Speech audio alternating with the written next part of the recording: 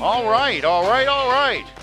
We are back, and we are back with a guy that I've been waiting to talk to on the show for a while. He's Andrew Morton, MPPJD. My God, what a bunch of initials there. Andrew's a partner in Handler Thayer, LLP, and the chair of the firm's Sports and Entertainment Law Group. His innovative practice operates at the intersection of celebrity and philanthropy, comprising all aspects of high-profile, nonprofit engagement from initial formation of the tax-exempt 50C3 to the ongoing oversight, compliance, governance, and reporting consistent with legal requirements and best practices.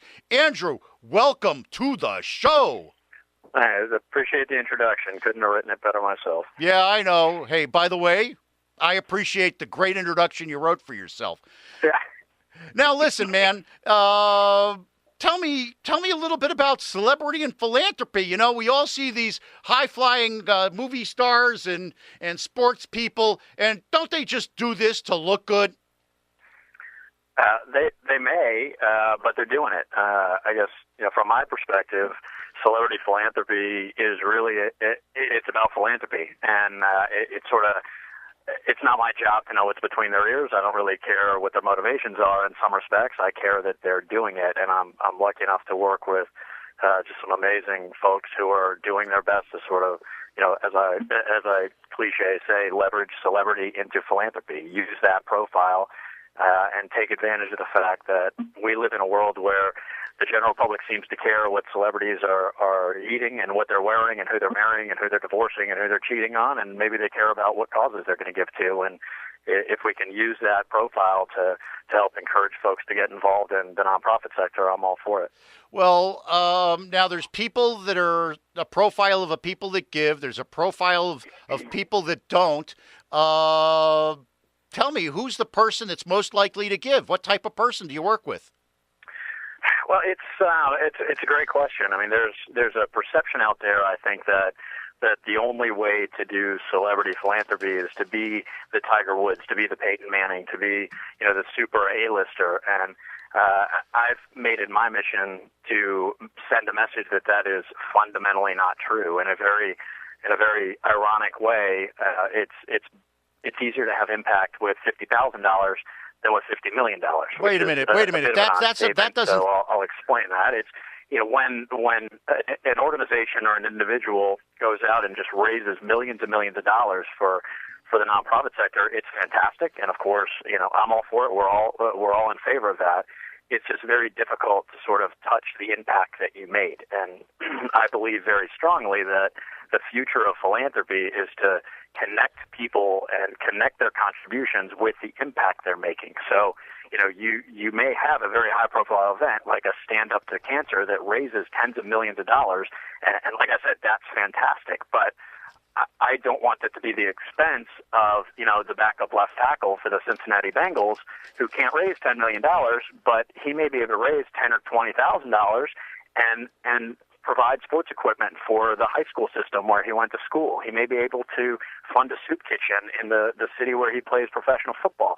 And that is just as important. And, it's sort of one of the thrills in my career that I get to sit in my car and have a 300-pound guy in the passenger seat and pull up to a parking lot and say, see those kids out there with the shiny new helmets?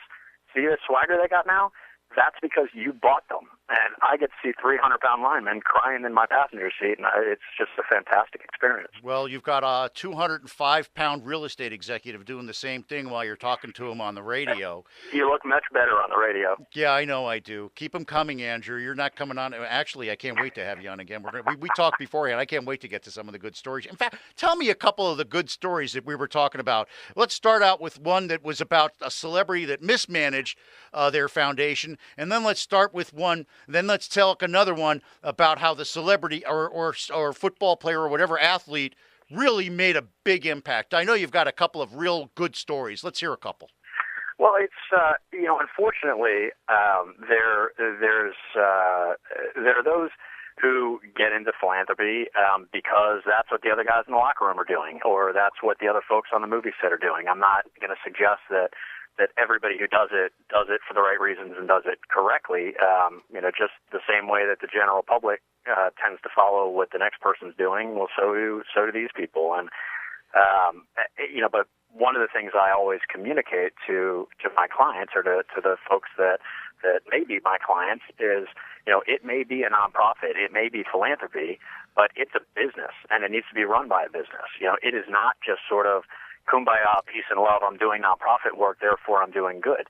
There are plenty of examples where nonprofits are doing absolutely nothing, and there are examples, candidly, where they're making things worse. It is not the case that just because you're in the nonprofit sector, you're being effective and you're doing a good thing. So it's important to communicate that, before you get involved in this sort of an endeavor, you have to know what you're getting into, and what you're getting into is starting a business. I mean, a nonprofit is a corporation.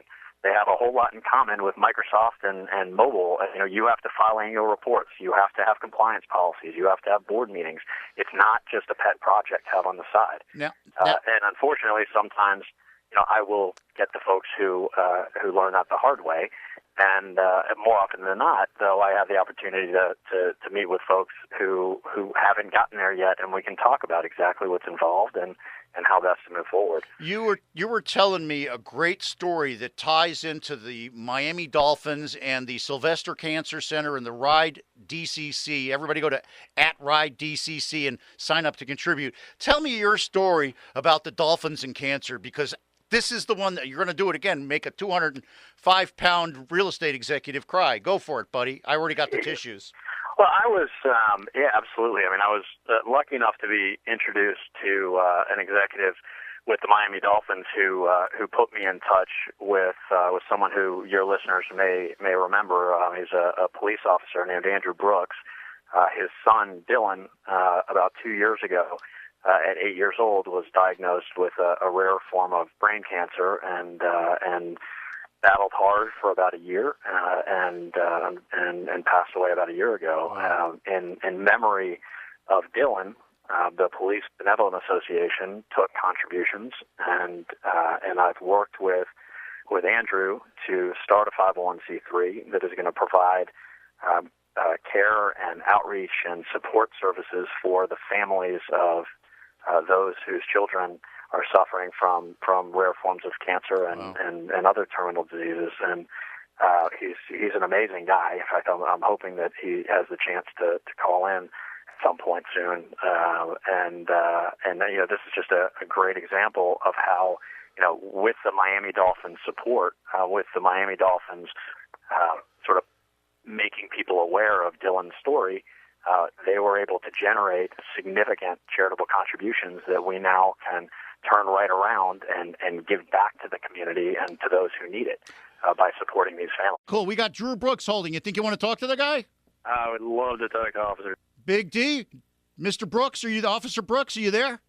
I'm here. All right. Well, we got you? you on with Andrew. I think he's got a couple things you want to tell him. Go right ahead. Andrew, how are you doing? Go ahead, Drew. How are you doing? I'm doing great. I'm glad you had a chance to call in. I just wanted to call in and let them know the fine work that you're doing.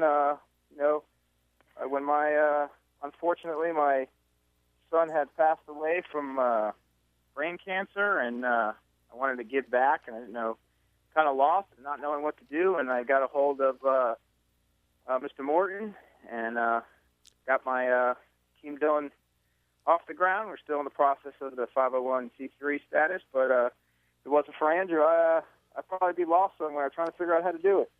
Well, God bless you, Officer Brooks. Is there a website where people can go to take a look at that? Right now, you can go on Facebook. Just type in Team Dylan, and do lots of pictures. And we just ran a 5K. I ran in, honoring my son at a camp he used to attend. They were having a fundraiser, so I got out there with my wife and a couple of friends, and we ran the 5K in honor of him. And there's lots of good other pictures on there. We'll be updating it as we go along. And soon we're going to launch a separate website. It'll be teamdylan.org.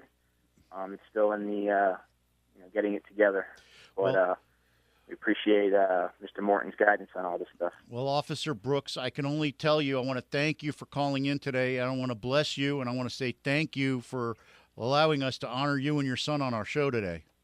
We appreciate it, and when you do things like this, and you're trying to, it's not only the the monetary, but to be there for other people and honor my son that way too by helping others who are in this unfortunate situation. But we honor you. We honor your son. Are you going to be at the Ride DCC event? Yeah, I'll be volunteering my time to help out in different ways. Again, that was started by the great Jim Mandich, who I had the opportunity to meet before he passed away, and he was a great man, and I'm always happy to volunteer time to help out causes like that, even before it afflicted my family. Well, God bless you, officer. We really do appreciate you calling in and letting us know how we can get involved as you honor your son. I appreciate it. Appreciate the time. Thanks, Andrew. Again. See you, Drew. All right, bye. That was Officer Drew Brooks, one of Andrew's, I'll just say, people he helps change the world every day. Hey, there's kids at UM that you're going to help them change the world too. Tell me a little bit about that, Andrew. Yeah, it's an interesting program that was launched a few years ago. It's an executive MBA program specifically designed for artists and athletes, for those who have a public profile. And the idea is that this is a specially designed business degree to help educate them on how to take their public, their sort of public awareness, their public status, and leverage it into business opportunities. What we've done is also build out a philanthropy side. So again, it's all about leveraging celebrity into philanthropy. So as part of this program, which is going to be starting in the next month or so at the University of Miami, the business school, it will help these folks not only learn how to apply their celebrity toward these business opportunities, but also to get into the nonprofit space and find out what their passion is. What is it that drives them from a philanthropic standpoint, and what's the best way for them to help move that mission forward as well. Well, I can only shamelessly shill right now and say we'd love to get some of your clients together with Lauren's kids to help protect some of the young kids that get abused. So we'll talk off the air about that, but love to talk to you about that. Now, we've got a new sponsor on the show, Kind Snacks. Have you ever heard of Kind Snacks? They support people doing kind stuff. I support Kind quite a bit.